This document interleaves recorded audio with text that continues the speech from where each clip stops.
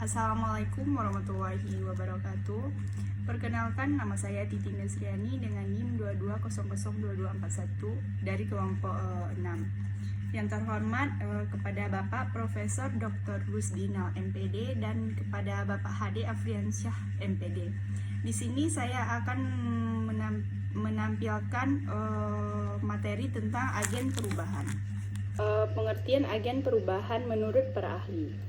Menurut Rogers dan Schumacher tahun 1971, agen perubahan adalah petugas profesional yang mempengaruhi putusan inovasi para anggota masyarakat menurut arah yang diinginkan oleh lembaga perubahan. Jadi, semua orang yang bekerja untuk memelopori, merencanakan, dan melaksanakan perubahan sosial adalah termasuk agen-agen perubahan. Yang kedua, menurut Havelock tahun 1973, agen perubahan adalah orang yang membantu terlaksananya perubahan sosial atau suatu inovasi yang berencana. Selanjutnya, kualifikasi agen perubahan. Pengenalan teori dan penerapannya mengemukakan kualifikasi dasar agen perubahan, yakni 3 yang utama, diantaranya sekian banyak kompetensi yang memiliki, yaitu 1. Kualifikasi teknis. Kompetensi teknis dalam tugas spesifik dari proyek perubahan yang bersangkutan, misalnya pengetahuan dan keterampilan pertanian bagi seorang penyuluh pertanian. Pengetahuan dan wawasan tentang pemberdayaan perempuan bagi penyuluh atau tenaga lapangan yang LSM tempat ia bekerja khusus menangani tentang perempuan. Yang kedua, kemampuan administratif, yaitu persyaratan administratif yang paling dasar dan elementer, yakni kemampuan untuk mengalokasikan waktu untuk persoalan-persoalan yang relatif menjelimet. Yang ketiga, hubungan antar pribadi. Hubungan antar pribadi yaitu suatu sifat yang paling penting adalah empati, yaitu kemampuan seseorang untuk mengidentifikasi diri dengan orang lain, berbagai akan perspektif dan perasaan mereka dengan seakan-akan mengalaminya sendiri. Selanjutnya, jenis-jenis agen perubahan.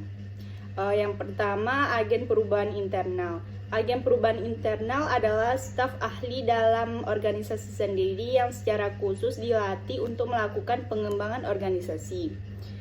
Keunggulan agen perubahan internal mampu memahami organisasi secara mendalam serta mampu melakukan hubungan dan kepercayaan yang diperlukan dalam perubahan.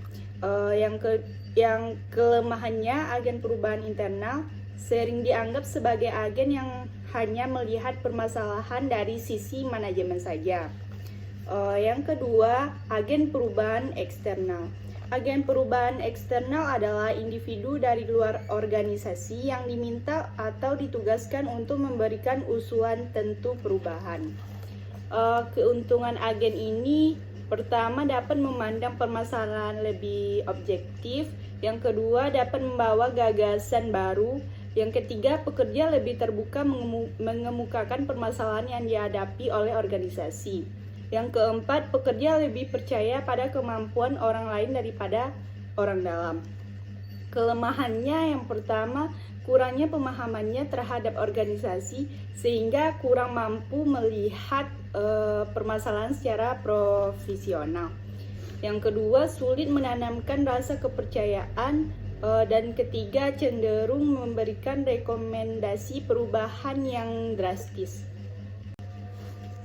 Selanjutnya, agen perubahan eksternal internal. Menurut Duncan dan Zalman, agen-agen perubahan harus memiliki 3 kualifikasi dasar, yaitu yang pertama, kualifikasi teknis, yakni kompetensi teknis dalam tugas spesifik dari proyek perubahan yang bersangkutan, misalnya pengetahuan dan wawasan tentang pemanasan global bagi seorang penyuluh lingkungan. Yang kedua, kemampuan administratif, yaitu persyaratan administratif yang paling dasar dan elementer, yakni kemauan untuk mengalokasikan waktu untuk persoalan-persoalan yang relatif detail. Yang ketiga, hubungan antar pribadi. Suatu sifat agen perubahan yang paling penting adalah empati, yaitu kemampuan untuk menempatkan diri pada kedudukan orang lain, berbagai pandangan dan perasaan dengan mereka sehingga hal-hal tersebut seakan-akan dialami sendiri. Selanjutnya, peranan agen perubahan dalam organisasi. Perubahan merupakan pengalaman yang berbeda bagi setiap orang tergantung pada apakah seorang menjadi objek atau agen perubahan. Jika seseorang menjadi objek dari perubahan, perubahan adalah sesuatu yang konstan, sehingga memunculkan resistensi terhadap perubahan. Maka proses perubahan akan menjadi lebih daunting. Peranan agen perubahan tersebut antara lain sebagai berikut. Yang pertama, menyediakan bantuan teknis, spesialis, atau nasihat dalam mengelola upaya perubahan. Yang kedua, mendiagnosis kebutuhan atau masalah perubahan. Yang ketiga, merencanakan dan memimpin kegiatan pelatihan. Yang keempat, katalisator dalam menunjang perubahan internal. Yang kelima, menyumbangkan pengetahuan demi mengelola pengembangan organisasi. Sekian hanya itu yang dapat saya sampaikan. Saya ucapkan terima kasih. Wassalamualaikum warahmatullahi wabarakatuh.